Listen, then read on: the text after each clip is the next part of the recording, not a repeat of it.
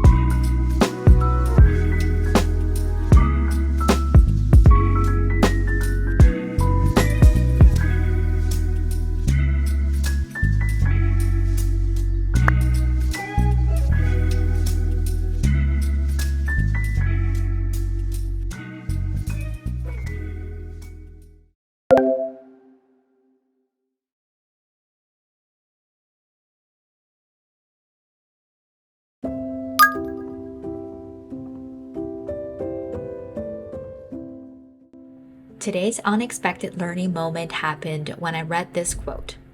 Stop trying to get everyone to agree. When you need everyone to agree, the least agreeable person has all the power. This really resonated with me as a reminder of the purpose behind attempting to persuade others. I don't know if you've ever experienced this before, but previously I struggled a lot with putting the concept of not needing universal agreement into action, even though I understand that everyone is entitled to their own opinions and thoughts. This quote helped me see the reason for my struggles.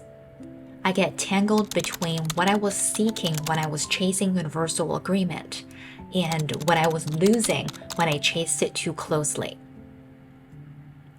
I think to myself, so what happens when that least agreeable person has all the power? I would probably consider that to be a challenge that I want to overcome or need to overcome. Investing in more time and energy to try harder, not only to convince or impress this person, but worse, to seek the approval of this person. And it almost feels like the harder the person disagrees, the more that I need that person to approve of what I think. At this point, my self-value may be unreasonably stuck to what this one person thinks. This is dangerous because the matter that was being discussed is no longer the point. The point has become the need for external validation, as in, if this person doesn't eventually agree, then what I think is wrong. I hope that with this learning, in the future, when I start to feel the need to persuade others or the need for universal agreement again, I can remember that people's agreements or disagreements don't define the value of my thinking, and vice versa. I want to make sure that I only put out thoughtful ideas in a respectful manner, and then after that, the conversation can follow its natural flow.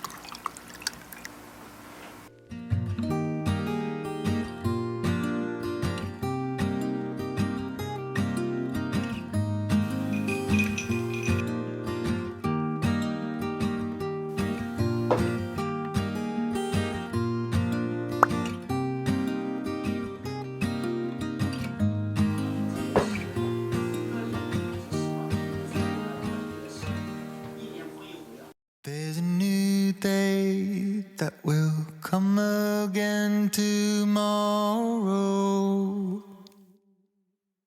There's a new day to wash away the pain. There's a new day to take away your sorrow, and the old ways get washed out by the rain.